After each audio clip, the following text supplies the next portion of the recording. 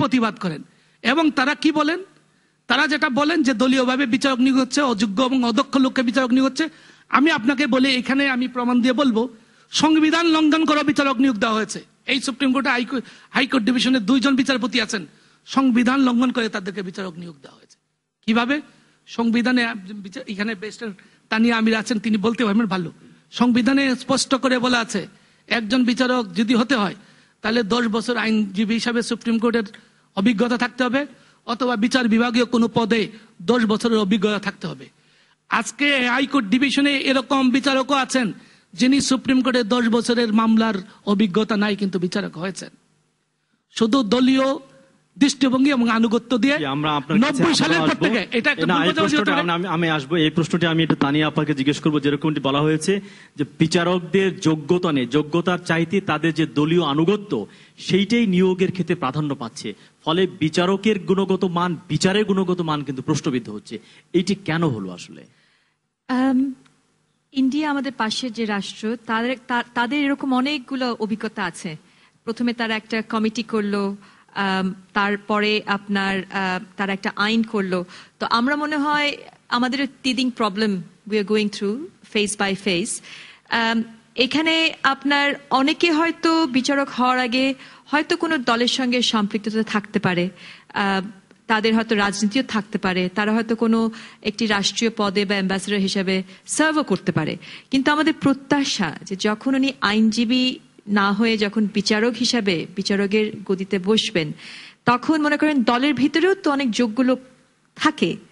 তো যাদের একটা ব্যক্তিত্ব সম্পন্ন যোগ্যতা আছে, তাদেরকেও যদি আমাদের যখন নিয়োগ দেওয়া হয় ওই মাপকাঠিতে, এবং আমাদের অনেক ভালো বিচারক আমরা পেয়েছি যাদের হয়তো দলীয় কোনো পোস্টে তারা সার্ভ করেছেন, কিন্তু যখন তারা বিচারকের গদিতে বসেছেন অ্যাক্রস পার্টি লাইন, তাদের কিন্তু শ্রদ্ধা, রেসপেক্ট সকলেরই ছিল, কারণ অনেক যোগ্য ব্যক্তি ছিলেন। তো আমার মনে হয় যোগ্যতার বিষয়টা সামনে নিয়ে আসা উচিত, more then party alliance and so on. কারণ একজন যখন নিজের উপরে যার আত্মসম্মান থাকে, কারণ একটা যখন বিচারক যখন একটা রায় লিখছেন, ইট ইজ হিজ সিগনেচার, সে কোনখানে তার সিগনেচারটা দিবে, কারণ এই সিগনেচারটা আপনার আজীবন থাকবে, যতদিন বাংলাদেশ আছে ততদিন থাকবে। It becomes part of our jurisprudence. It's a matter of pride and dignity যে I am putting my signature on this, আমি কি লিখলাম।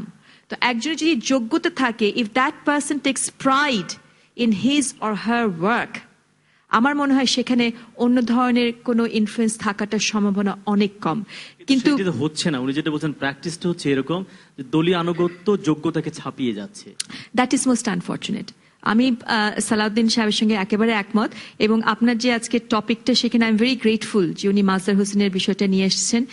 আদালত বন্ধ যেদিন হলো সেদিন এবং তার আগের দিন, এবং আমাদের বর্তমান অ্যাপেলেট ডিভিশন খুবই উদ্বেগ প্রকাশ করেছেন যে ইরেসপেক্টিভ অফ যেই সরকারই আসুক না কেন, এটা বিউরোক্রেসির ভিতরে মনে হচ্ছে এটা একেবারে আঠার মতো আটকে আছে, এবং ইরেসপেক্টিভ অফ পলিটিক্যাল গভর্নমেন্ট এটা সামহাও বিউরোক্রেসি থেকে আমরা ছাড়িয়ে আনতে পারছি না কোনো মতেই।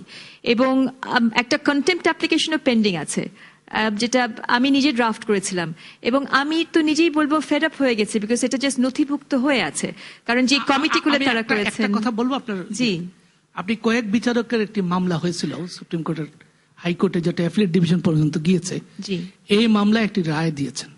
এই রায়টা খুব স্পষ্ট বলে দিয়েছিল যে বিচার বিভাগের অভ্যন্তরীণ বিষয়ে একজন আইন নিয়োগ দেওয়ার ক্ষেত্রে আইনজীবীদের যোগ্যতা অযোগ্যতার ক্ষেত্রে সুপারিশ করবে বিচার বিভাগ, আর তার বাইরের ক্ষেত্রে সেই লোকটা কেমন সেইভাবে সরকার করবে। এবং ওই মামলায় কিছু গাইডলাইন দেওয়া হয়েছিল যে এইভাবে বিচারক নিয়োগে একটি নীতিমালা থাকতে হবে। আজকে যে বিচারক নিয়োগ হচ্ছে একটি সম্পূর্ণ একটি গোপনীয়তার মাধ্যমে এবং সম্পূর্ণ একটি অস্বচ্ছ প্রক্রিয়া, এবং এই অস্বচ্ছ প্রক্রিয়া আমি এই প্রধান বিচারপতিকে দায়ী করব না। যখন যে সরকারের আমলে যিনি প্রধান বিচারপতি হয়েছেন তিনি সরকারের ইচ্ছা পালন করেছেন, সরকার যেভাবে চেয়েছে তিনি সেভাবে বিচারপতি নিয়োগ দিয়েছেন। কিন্তু আপনার মনে আছে বিচারপতি শাহাবুদ্দিন সাহেবের আমলে বেগম জিয়া তখন প্রথম ক্ষমতায় আসলেন, তিনি আইনজীবীদের সবাই কি বললেন যে বিচারপতি যে নিয়োগ হয়েছে সেটা আমি জানি না, আই এম মিস্টার নোবডি। তারপরে কি হলো, ওই বিচারককে বেগম খালেদা জিয়া নিয়োগ দিতে পারেননি। প্রধান বিচারপতির ইচ্ছা আর বেগম জিয়ার ইচ্ছা বা শেখ হাসিনার ইচ্ছা যদি এক হয়, তাহলে এই বিচার বিভাগের মর্যাদা, স্বাধীনতা, নিরপেক্ষতা কোনোদিন বাড়বে না। যেমন আপা একটু আমি জাস্ট শেষ করবো, এটার সঙ্গে আমি আরেকটা জিনিস জুড়ে দেব। আমার মনে হয় এখানে বিচার বিভাগের স্বাধীনতার সঙ্গে আইনের শাসন, রুল অফ ল প্রত্যক্ষভাবে জড়িত। আইনের শাসন বলতে আমরা একটা স্বাধীন সার্বভৌম রাষ্ট্র, এটা তো রাজতন্ত্র না, এটা একটা আপনার এখানে জমিদার তন্ত্র না বা ব্যক্তিতন্ত্র না, নিশ্চয়ই পরিবারতন্ত্র না, এটা আইনের শাসন। এখানে আইনের শাসনই আমাদের প্রত্যাশা। এবং সেখানে আমি আরেকটা উদাহরণ দেব, বিচারপতি মুদাসসিরের কথা যখন হলো, 9/11 হওয়ার আগে দুটো মামলা দায়ের করা হয়েছিল আদালতে, 1/11 হওয়ার আগে। একটি ছিল যে মিস্টার ইয়াজউদ্দিন, কারণ আমরা তো প্রেসিডেন্টের বিরুদ্ধে কখনই আমরা মামলা করতে পারি না, কিন্তু ব্যক্তি ইয়াজউদ্দিনের বিরুদ্ধে মামলা হয়েছিল যে উনি এখানে আপনার চিফ অ্যাডভাইজার নিয়োগ দিতে গিয়ে নিজেই চিফ অ্যাডভাইজার হয়ে গেছিলেন, এবং the word was used that he usurped the post of the chief adviser. এবং আরেকটা মামলা করা হয়েছিল, সেটা হচ্ছে তৎকালীন ইলেকশন কমিশন, সেখানেও একজন বিচারপতি তখন চিফ ইলেকশন কমিশনার ছিলেন, mister Aziz, M A Aziz. এবং সেখানে মামলাটা করা হয়েছিল যে ভোটার তালিকা ফাইনাল হওয়ার আগে যাতে ইলেকশন শিডিউল ডিক্লেয়ার না হয়, কারণ হালনাগাদ করতে হবে, আইনি নিয়ম আছে, 2 সপ্তাহ এটা জনগণ ঠিকঠাক করবে, তারপরে প্রভিশনাল হবে, তারপর ফাইনাল হবে, তারপরে শিডিউল। এবং ওই মামলাটা যখন আমরা করতে গেলাম আদালতে, শুনানি যখন হলো, কোর্ট অলরেডি তাদের মাইন্ড এক্সপ্রেস করলো, হাইকোর্ট বেঞ্চ, যে তারা রুল দেবে। তৎকালীন অ্যাটর্নি জেনারেল বললেন যে উনি নজির দেখাবেন, and it was not a party, political পার্টির অ্যাটর্নি জেনারেল। একজন দর্শক আছেন, আমরা ফোন নিয়ে আলোচনায় আসবো, প্লিজ। Okay, G. হ্যালো, কে আছেন ফোনে? যদি পরিচয় দিয়ে প্রশ্নটি করেন। জি, হ্যালো। আসসালামু আলাইকুম। ওয়ালাইকুম আসসালাম, প্রশ্নটি করুন। জি, আমার নাম রেজাউল করিম, আমি মাইতি লয়ার্সন থেকে বলছি। আমার প্রশ্নটি হলো, বিগত সরকারগুলো যে বিচারপতি নিয়োগ করছেন, এটা সত্য যে তারা দলীয়ভাবে নিয়োগ দিচ্ছেন, যার ফলে হয় কি আদালতে অনেক সময় দেখা অনেক বিচার দলীয়ভাবে হচ্ছে, এর ফলে জনগণ বিচার ব্যবস্থা, সর্বোচ্চ বিচার ব্যবস্থায় আস্থা হারাচ্ছে।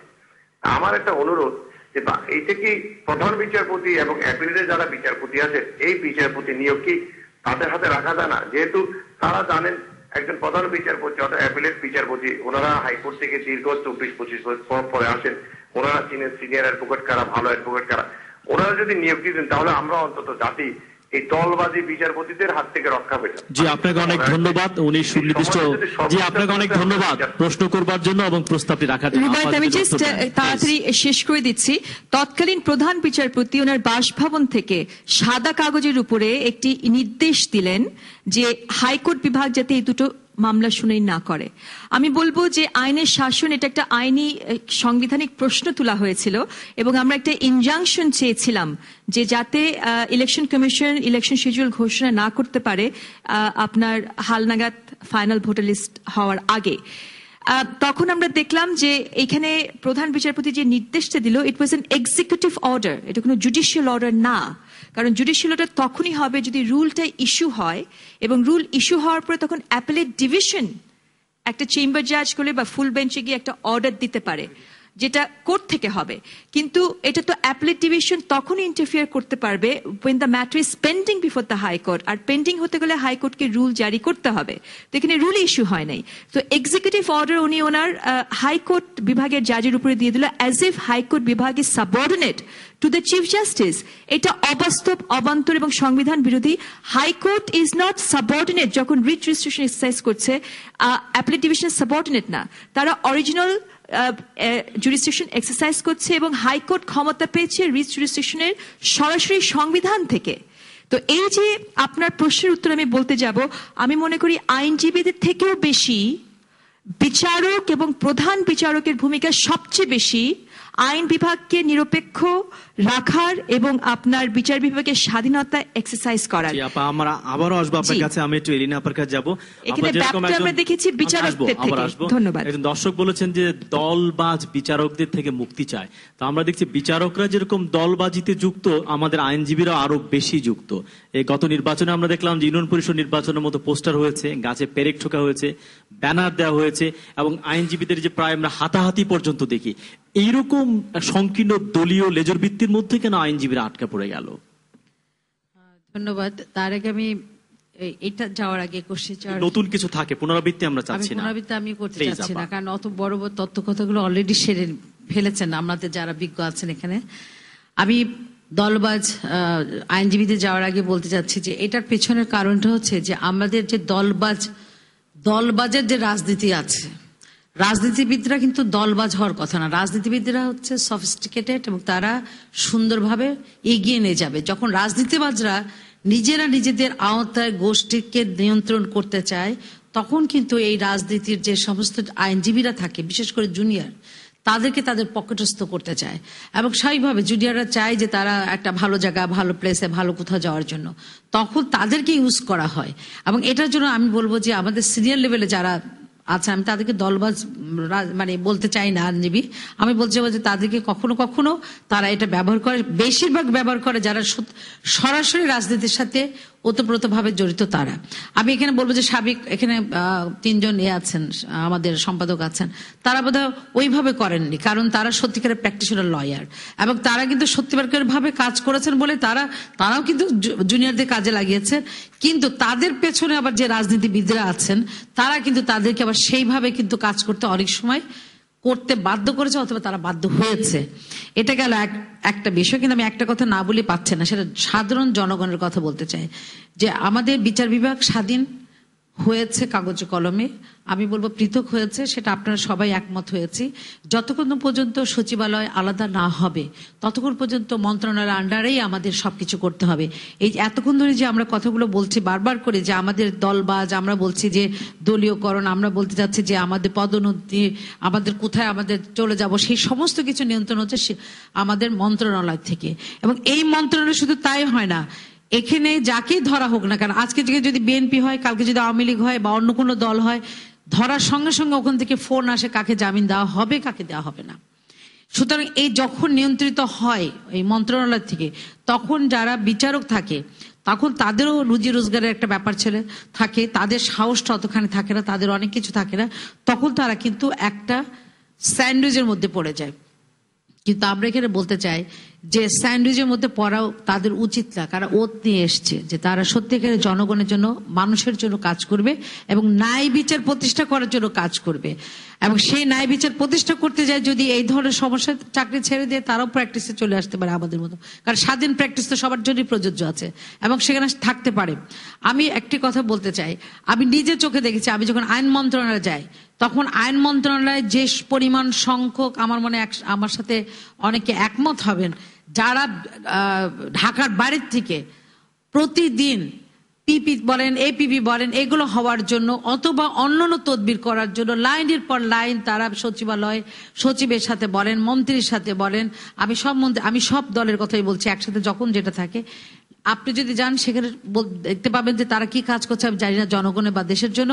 সেখানে সমস্ত কিছু যা কিছু হচ্ছে সমস্ত দলীয় এবং সর্বোচ্চ বিষয় হচ্ছে সেখানে হচ্ছে আপনার এক ধরনের টেন্ডারবাজি, আমার কাজ করে দেন, আপনাকে এত টাকা দেওয়া হবে, এবং এই টাকার উপরে নির্ভর করে কিন্তু অনেক কিছু চলছে, যেটা সত্যি আমি জানি না এই কথা বলার পর আমার বিরুদ্ধে কন্টেম্প অফ কোর্ট, মানে কন্টেম্প অফ কোর্ট হবে না, আমার বিরুদ্ধে মানহানি হবে কিনা, কিন্তু আমি বিশ্বাস করি, আমি জানি যে ওখানে বসে টাকা নিয়ে টাকা হয়ে, এখন টাকা যদি কিভাবে দেওয়া হয় সেটা যদি বলতে বলা হয় আমি বলতে পারবো না, কিন্তু যখন কাজটা হয়ে যাচ্ছে, যে কাজ হওয়ার কথা না, তাহলে সেই কাজ যখন হচ্ছে তাহলে কার বিনিময় হচ্ছে, তখনই বোঝা যায় যে লেনদেনের ব্যাপারটা আছে। আর সর্বশেষে আমি আসার অন্যান্য যে বিষয়গুলো আছে সে কথাগুলো বলবো আমি। আর নিয়োগ বদলি, পদোন্নতি বা অন্যান্য যে বিষয়গুলো আছে সেগুলোর সাথে আমি বলবো চিফ জাস্টিসকে আরো কঠিন, আরো শক্তিশালী আরো হওয়া উচিত, কারণ চিফ জাস্টিস তিনি এই বাংলাদেশের ন্যায় বিচার প্রতিষ্ঠা করার জন্য বসে আছেন, তিনি সরকারের কিছু না। সেটা আমরা পাশের দেশ, আমরা পাকিস্তানকে সবচেয়ে খারাপ বলি, আমি একটু শেষ করে দিই এক লাইনে, পাকিস্তান সবচেয়ে খারাপ দেশ হিসেবে আমরা জানি, কিন্তু সেখানকার চিফ জাস্টিস স্ট্রংলি তারা অনেক কিছু করতে পারে। তাহলে আমিও বিশ্বাস করি যে আমাদেরও চিফ জাস্টিস যে দলই থাক না কেন তাকেও স্ট্রং, প্রধান বিচারপতিকে খুব শক্তিশালী ভূমিকা নিতে হবে। হ্যালো, কে আছেন ফোনে, যদি পরিচয় দিয়ে প্রশ্নটি করেন। জি, আসসালামু আলাইকুম। ওয়ালাইকুম আসসালাম। আমি মিজানুর রহমান, আমি নোয়াখালীর একজন নাগরিক, আমি ঢাকায় থাকি। বলুন। আমার জানা মতে বিগত সরকারের একবার সময়, আমি কোনো দলীয় স্বার্থে বলছি না, আমার জানা মতে অ্যাডভোকেট মাহবুবুর রহমান স্যারের মানে উনি ওনার সব নিয়ে সর্বকনিষ্ঠভাবে প্রধান বিচারপতি নিয়োগ হয়েছিলেন, সেটা নিয়ে প্রশ্নবিদ্ধ ছিল। আমার প্রশ্নটা ওখানে না, আমি অ্যাডভোকেট আপনার তানিয়া আমিরকে আমি একটু জানতে চাচ্ছি, আমরা সাধারণ মানুষ হিসেবে আইনের বিষয়টা, যে আমাদের দেশে সাধারণত প্রতিদিন হাজারো সমস্যা নিয়ে মানুষ আদালতে যায়, কেস করে, দেখা যাচ্ছে বিভিন্ন ভাবে তারা এটা শরণাপন্ন হয়, কিন্তু আদালত বা এই আইনি ব্যবস্থার যে একটা লেন্দি প্রসেস, যেটা মানুষকে দীর্ঘদিন ভোগাচ্ছে, বছর বছর সে এটা রায় পাচ্ছে না। আসলে প্রতিদিন এই কেসের বিপরীতে আপনারা কয়টা কেসের সমাধান নিতে পারেন? জি, আপনাকে অনেক ধন্যবাদ প্রশ্নটি করবার জন্য। এই প্রশ্নই আমরা নিতাম, উত্তরটি আমি খুঁজবো আমিনুদ্দিন সাহেবের কাছে। যেরকমটি বলা হয়েছে, আমাদের আদালত কিংবা বিচার ব্যবস্থা হচ্ছে একটা এলিট অভিমুখীন, একটা ধনিক অভিমুখী, একটা শহর অভিমুখীন। গরিবের প্রান্তিক সাধারণ মানুষের পক্ষে কি ন্যায় বিচার পাওয়া সম্ভব কিনা? ধন্যবাদ আপনাকে। প্রথমেই আমি একটি কথা শুধু বলতে চাই, আমরা এতক্ষণ ধরে আলোচনা করছিলাম যে বিচার বিভাগের পৃথকীকরণ, কিন্তু সবচেয়ে দুর্ভাগ্যজনক বিষয়টি হচ্ছে সেই পৃথকীকরণটা কিন্তু গণতান্ত্রিক সরকারের সময় হয়নি। সেটা আমাদের দেশে কথিত যে সামরিক সরকারের আশ্রয়ে যে 111টা এসেছিল, তারাই কিন্তু পৃথকীকরণটা করে দিয়ে গেছে। এবং সৈয়দ ইশতিয়াক সাহেবকে আমরা স্মরণ করছি এখানে, ওনার একটা ভূমিকা ছিল। না, তখন তো উনি মারা গিয়েছিলেন। হ্যাঁ, মামলাটা উনি ছিলেন, এই মামলার মূল ছিলেন, কৌশলী ছিলেন ব্যারিস্টার আমিনুল ইসলাম সাহেব, আর সৈয়দ ইশতিয়াক সাহেব ছিলেন। এবং উনি যখন 2000 সালে তত্ত্বাবধায়ক সরকারের উপদেষ্টা ছিলেন, আইন উপদেষ্টা, তা নিয়ে ঠিকই বলছেন, তখন কিন্তু উনি প্রথম পদক্ষেপ গ্রহণ করেন, কিন্তু পরবর্তীতে উনি কতগুলো ড্রাফটও করে গিয়েছিলেন। কিন্তু 2001-এ যখন সরকার পরিবর্তন হলো, ওনারা করবেন, কিন্তু তারপরে 5 বছর হয়নি দুর্ভাগ্যজনক কারণে। পরবর্তীতে 2007-এ যখন 111 আসলো, ইয়াজউদ্দিন সাহেবের যখন সরকার তত্ত্বাবধায়ক সরকারটা গঠন করলেন, তার পরবর্তীতে আপনারা জানেন একজন ম্যাজিস্ট্রেট, একটি দলীয় একটা ওনাদের বিচারক প্রশাসকদের একটা সভায় উনি অত্যন্ত চ্যালেঞ্জ ছুড়ে দিয়েছিলেন যে এটা করা যাবে না। তারপরে সরকার শক্ত পদক্ষেপ নিয়ে করেছিল। আমার মনে হয় সেখান থেকে আমরা বুঝতে পারি যে কেন করা হয় না। এলিনা আপা যে কথাটা বলছিলেন যে আমাদের দেশে, আমিন ভাই, আমি একটা যোগ করি আপনার সঙ্গে। এই আমাদের যে অগণতান্ত্রিক সরকার যেটি বললেন, এই অগণতান্ত্রিক দুটি কাজ করেছে। না, আমি ওটা বলছি, আমি আসছি, আসছি। হ্যাঁ, সেটি আমি বলে দিচ্ছি, আমি দুটোই আমি আপনাকে বলছি। এটা দ্বিতীয় তারা একটা কাজ করেছিল, বিচারক নিয়োগের নীতিমালা করেছিল, বাংলাদেশে প্রথম তারা করেছিল। এবং সেই নীতিমালাতে সুপ্রিম কোর্টের আপিল বিভাগের বিচারক, হাইকোর্ট বিভাগের সিনিয়র বিচারক এবং সুপ্রিম কোর্ট আইনজীবী সমিতি যেটা আছে আমাদের, সেই সমিতির সভাপতিকে নিয়ে একটা কমিটি করবে। সেই কমিটি নাম দিবে বার কাউন্সিল ভাইস চেয়ারম্যান সহ, মানে আইনজীবী এবং বিচারকদের সমন্বয়ে একটি কমিটি, যারা প্রতিদিন দেখে কে বিচারক হওয়ার যোগ্য, তাদেরকে নিয়ে তারা একটা সভা করে তারা নামগুলো দিবেন সরকারের কাছে। সেই নীতিমালাটি মানা হচ্ছে কিনা? না, সেই নীতিমালা তো নাই।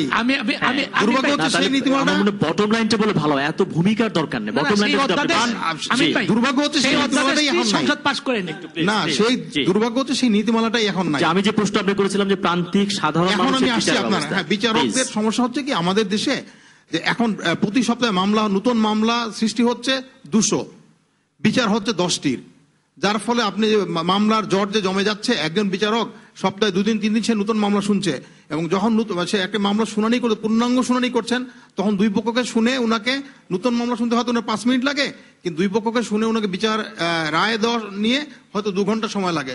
সেই অনুপাতে 20টা মামলা উনি যদি নতুন মামলা শুনতে পারেন, 2টো মামলা চূড়ান্ত শুনানি করতে পারছেন, যার ফলে 18টি মামলা কিন্তু জমে যাচ্ছে।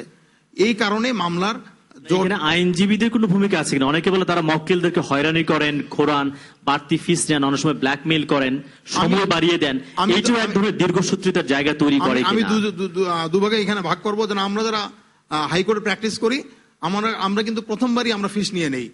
সেই মামলাটা যদি আমাদেরকে জমে থাকে, সেটা আমাদের জন্য একটা যন্ত্রণা মনে হয়, কারণ মামলা শেষ করাটাই হচ্ছে আমার দায়িত্ব। আমরা কিন্তু দ্বিতীয়বার আর ফিস নেই না, আমরা বলে নেই যে আমার টোটাল মামলা এত টাকা হবে, যার ফলে আমার মনে হয় আইনজীবীদের এখানে। ব্যারিস্টার নাসিরউদ্দিন অসীমের কাছে যাব। আমরা জানি ভারতবর্ষের একটা ইতিহাস হচ্ছে যে আমাদের আইনজীবীরা একসময় পুরো ভারতবর্ষের রাজনীতি নিয়ন্ত্রণ করতেন। এখন এটা উল্টো হয়ে গেছে, যে রাজনীতিবিদরা আইনজীবীদেরকে নিয়ন্ত্রণ করেন। এই রিভার্স সুইংটা কেন হলো আসলে, কি মনে হয়? এটা ঐতিহাসিক প্রেক্ষাপট থেকে যদি আপনি বলেন। আমার মনে ধন্যবাদ আপনাকে সুযোগ দেওয়ার জন্য। আপনি যেটা বলেছেন যে ঐতিহাসিকভাবে যেটা সত্য, যে রাজনীতিবিদ আইনজীবীরাই দেখা গেছে যে আপনার রাজনীতিকে নিয়ন্ত্রণ করতেন। এটা কিন্তু আপনার বিলেতেও আছে, মার্কিন যুক্তরাষ্ট্র আছে, আইনজীবীরা কিন্তু রাজনীতির সঙ্গে সম্পৃক্ত। এই দুটা পেশা মানে ইন্টারউভেন্ট অনেকটা। আমি যেটা মনে করি, আইনের শাসন, যেটা রুল অফ ল যদি কোনো দেশে না থাকে, গণতন্ত্র বলেন, দেশের শাসন ব্যবস্থা বলেন, সামাজিক ন্যায় বিচার বলেন, যেটাই বলেন, সমস্ত কিছু কিন্তু ব্যাহত হয়। যার কারণে এবং পার্লামেন্টে আমরা যে বলি ল মেকার, আইন সম্পর্কে যদি আপনার সম্যক ধারণাটা না থাকে, মানে আমার দুঃখ হয় একটা জিনিস যে বাংলাদেশের মহান জাতীয় সংসদে কতজন ল মেকার আপনার আইন সম্পর্কে ধারণা আছে, বা কতজন দেখা গেছে আপনার আইন প্রণেতা হিসেবে ওনাদের অবদান রাখতে পেরেছেন। যতটা না দেখা গেছে যে একদল আরেক দলকে গালিগালাজ নিয়ে ব্যস্ত ছিলেন। আমি রাজনীতির সঙ্গে সম্পৃক্ত, এটা সত্যি, তবে আমি সুপ্রিম কোর্টের একজন আইনজীবী।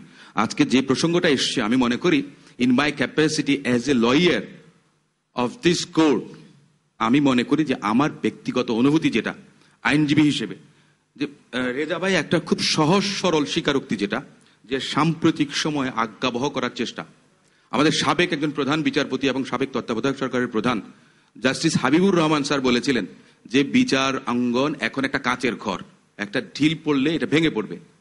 বিচারপতি নিয়োগ কিন্তু আমি ঢালাওভাবে আমি বলবো যে আমার দল যখন ক্ষমতায় ছিল তখনও কিন্তু বিচারপতি নিয়োগে প্রশ্ন এসছে, এখনো কিন্তু আছে। আর যেটা সালেউদ্দিন ভাই বলেছেন যে এক একজন বিগত বারের সময় ভয়াবহ অবস্থায় নিয়ে গেছেন। আমি কিন্তু এই প্রসঙ্গটা আমি একটা জিনিস বলি, একজন বিচারকের মুখে জুতা ছুঁড়ে মারা হয়েছে, সেই খবরের কাগজে রিপোর্ট। আমি যদি আপনাকে একটু কথা বলি, এই জিনিসটা আমি আপনাকে বলছি, এটা হচ্ছে এক ধরনের অবক্ষয়, এক ধরনের হতাশা কিন্তু কাজ করছে। আমি আপনাকে একটা কথা বলি, যেটা করা হয়, যে জিনিসটার কথা আপনি বলছেন, সেটা অত্যন্ত দুর্ভাগ্যজনক। এটা কখনোই কাম্য নয়, কারণ মানুষের, সাধারণ মানুষের শেষ ভরসাস্থল হচ্ছে যে সুপ্রিম কোর্ট, মহামান্য সুপ্রিম কোর্টের কোনো আইনজীবীর প্রতি আপনার এটা যখন যেটার রেফারেন্সটা দেওয়া হয়েছে, আপনি যেটা দিলেন, আপনার আমরা তো দেখেছি প্রধান বিচারপতির কার্যালয় ভাঙা হয়েছে, জাতীয় পতাকা সুপ্রিম কোর্ট অঙ্গনে পুড়িয়ে দেওয়া হয়েছে, আপনার কাচের জানলা দরজা কিছুই রাখা হয় না, এবং এটার সঙ্গে যারা সম্পৃক্ত ছিলেন সেরকম ব্যক্তিরাও কিন্তু আজকে বিচারপতি হয়েছেন। এটা আমাদের জন্য দুর্ভাগ্যজনক, হতাশাজনক। আমরা আমাদের বিচার আমরা করতে পারি না। আমি অনেকগুলো বিষয় কিন্তু এসছে, খুব সংক্ষেপে আমি একটা জিনিস বলি, যে দলীয় পরিচয় যদি থাকেও, একজন দর্শক বলেছেন যে দলবাজ আইনজীবীদেরকে আর কতকাল আপনার নিয়োগ দেওয়া হবে। আর তানিয়া আপা যেটা বলেছেন যে হ্যাঁ দল করতে পারে, এখন আজকে ধরেন যে সুপ্রিম কোর্টের যদি 4000 আইনজীবী থাকে এবং প্রত্যেকে যদি দুটো শিবিরে বিভক্ত থাকে, তাহলে আপনি যে প্রভিশন আছে যে আইনজীবীদের থেকে আপনার নিয়োগ দেয়া, আপনাকে কাউকে না কাউকে দিতেই হবে। আমার কথাটা হচ্ছে যে আমার দলের সবচেয়ে যে যোগ্য ব্যক্তি, আমি তার পক্ষে থাকবো। অন্য দলেরও যদি কেউ থেকে থাকেন, নিঃসন্দেহে আছেন, আমি মনে করি তাকেও কিন্তু নিয়োগ দেওয়া উচিত। একটা জিনিস আমি বিশ্বাস করি, দলীয় পরিচয় যতই থাকুক না কেন, যিনি যোগ্য, সৎ এবং সাহসী, তিনি যখন ওই বিচারপতির চেয়ারে বসেন তখন কিন্তু দলীয় আনুগত্য তার মধ্যে কাজ করে না, এটা আমি বিশ্বাস করি, দৃঢ়ভাবে আমি বিশ্বাস করি। আরেকটা প্রসঙ্গ আছে, যেটা হচ্ছে যে লয়ার ফিজের কথা বলেছেন, আমরা আইনজীবীরা আপনার এই করি। আমি একটা জিনিস বলি, লয়ার ফিজদের থেকেও মাঝে মাঝে লিস্টে তোলার কস্ট কিন্তু এখন অনেক বেশি, মামলার চাপ এত বেশি। আমি তো মনে করি যে সুপ্রিম কোর্টে বিচারপতি নিয়োগ আরো বেশি দেওয়া উচিত। অ্যাপিলেট ডিভিশনে আপনার একটা মাত্র আমরা কোর্ট বসে, আমি তো মনে করি যে সেখানে যদি অতিরিক্ত বিচারপতি নিয়োগ দিয়ে কেন সরকার ঝুলিয়ে রেখেছেন, আজকে কেন 7 জন আছেন, এটা একটা জিনিস। আমার আরেকটা বিষয়, এই যে বিগত 4 বছরে বিচারপতি নিয়োগ দেওয়া হয়েছে, আপনার 2 বছর যে অ্যাডহক বেসিসে নিয়োগ দেওয়া হয়, এই 2 বছরের পরে কিন্তু এটার একটা মূল্যায়ন প্রক্রিয়া আছে, যে জাজমেন্ট আপনি ক্রিমিনালের কয়টা লিখেছেন, সিভিলের কয়টা লিখেছেন। আমি একটা জিনিস সন্দেহ হয়, এমন এমন ব্যক্তিরা, আমার আদালত অবমাননা হবে কিনা আমি জানি না, আমি বলছি না কেউ করেছেন, আমার সংশয় হয় জাজমেন্ট লিখতে পারেন কিনা, যে কখনো না আবার অভিযোগ আসে আগামীতে যে অমুককে দিয়ে লিখিয়েছেন, অমুককে দিয়ে লিখিয়েছেন। এগুলো কিন্তু আমি বলছি না, আমি বলছি সংশয় প্রকাশ করছি আমি, যে যোগ্যতা অযোগ্যতার ব্যাপারটা যেটা এসেছে। আপনি কি 4 বছরের কথা বলছেন নাকি বিগত 10 বছরের কথা বলবেন? আমি সম্পূর্ণ সময় থেকে, আমি যদি মনে করেন যে স্বাধীনতাত্তর কাল, আমি সম্পূর্ণটাই তাহলে বলবো। যে একজন দর্শক যদি মনে করেন, যদি কোনো সংশয় থাকে যে আমি দলীয় দৃষ্টিকোণ থেকে বলছি, আমি একজন আইনজীবী হিসেবে এখানে এসেছি এবং আত্মসমালোচনার জায়গা থেকে বলছেন, আমি আত্মসমালোচনার জায়গা থেকে বলছেন। ব্যারিস্টার নাসির, একজন দর্শক আছেন, ফোনটি নিয়ে আমরা একটু ব্রেকে যাব। হ্যালো, কে আছেন ফোনে? কে বলছেন? আমি একবার পারি বলছি, ঢাকা থেকে। বলুন। হ্যাঁ, আমার প্রশ্ন হচ্ছে, আমরা বিচার বিভাগ বিভাগের পরে আমাদের আইনজীবীদের যে ভূমিকাটা বিচার ক্ষেত্রে বা বিচারকদের ভূমিকাটা আমি দেখছি, আমি প্র্যাকটিসের সময় দেখছি, যখন কোন আদালতে আমরা জুনিয়র আইনজীবীরা যাই, তখন আদালতের বিচারকের একটা মনোভাব থাকে আমাদের প্রতি অন্যরকম, আবার সিনিয়র আইনজীবীরা গেলে থাকে অন্যরকমের। আবার দেখা যাচ্ছে যে একজন সিনিয়র আইনজীবী যিনি আইনি বিশেষজ্ঞ, তিনি একজন গরিবের মামলাটা পরিচালনা করছেন না, উনি একজন ধনীর মামলা পরিচালনা করছেন। আবার টাকার ক্ষেত্রে বিচার বিশ্লেষণ করা হয় যে ওনার ফি কত টাকা, উনি কত টাকা হলে মামলা করবেন। অথচ দেখা যাচ্ছে যে একজন নিরীহ মানুষ যে আইনের দ্বার গোড়ায় এসে প্রত্যেক দিন হুঁচকিয়ে পড়ছে। জি, আমার মনে হয় খুবই গুরুত্বপূর্ণ দুটি প্রশ্ন আপনি করেছেন। আপনাকে অনেক ধন্যবাদ, কিন্তু উত্তরটি শুনতে হলে আপনাকে আমাদের সঙ্গে থাকতে হবে, কারণ উত্তরটি খুঁজবো আমরা বিরতির পরে। প্রিয় দর্শক, আপনারা দেখছেন বিশেষ গোল টেবিল। আমরা কথা বলছিলাম বিচার বিভাগের স্বাধীনতা ও আইনজীবীদের ভূমিকা নিয়ে। আমাদের সঙ্গেই থাকুন।